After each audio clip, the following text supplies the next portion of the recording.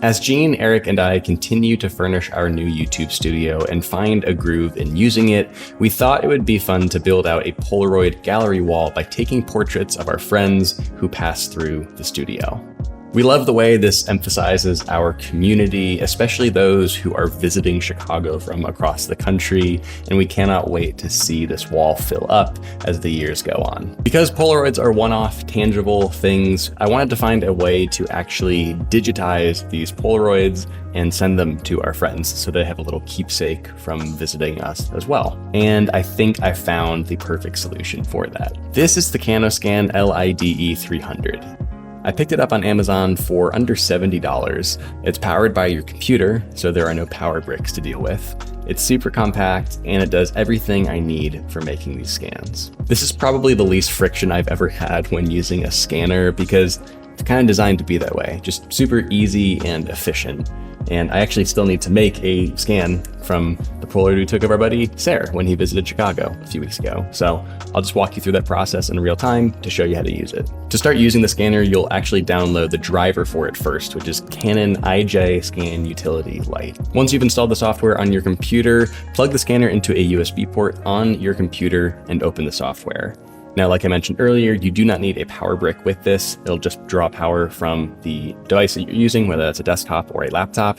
And because the cable is natively a USB-A port, you'll need a USB-A to C adapter like this one right here, if you are using any kind of device that only has USB-C ports. So we're gonna plug that in. Once you open the software, you're gonna first, before you even try to scan anything, click into the settings right here. And we're gonna click down to photo scan because that's where I've made some customized, tweaked settings to my actual scans.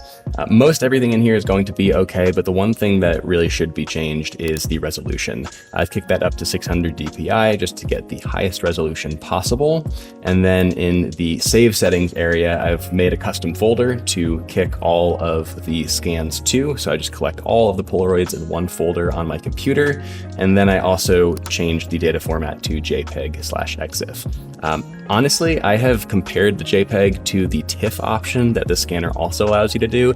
And for Polaroids, at least, I have found no discernible difference in the quality. The file size is much larger for the TIFF, of course, but there doesn't seem to be any more color flexibility or resolution or anything that really justifies the additional size. So I'm perfectly content with JPEGs, especially because these are just to send to friends as little social sharing Polaroid scans. But I do change the JPEG image quality right underneath that to high, so we're still at least getting the highest version of a JPEG here. Once all that is set, you can click OK in the bottom. It'll save those settings into the photo tab that you can see right here. And now we're ready to actually start scanning. So got my Polaroid of Sarah right here. I'm going to place that in the scanner. I'm going to place that face down, so image side down. And I'm actually going to place it so it's facing towards me, so that the top of the head would be facing towards me right here. Once I've closed the flatbed, I'm going to click Photo. It's going to search for scanners, recognize the scanner, and it does everything we need from here.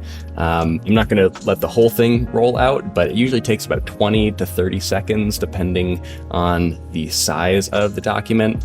For Polaroids at the resolution that I've selected here, it's generally consistently been about 20, 30 seconds or so. Perfect.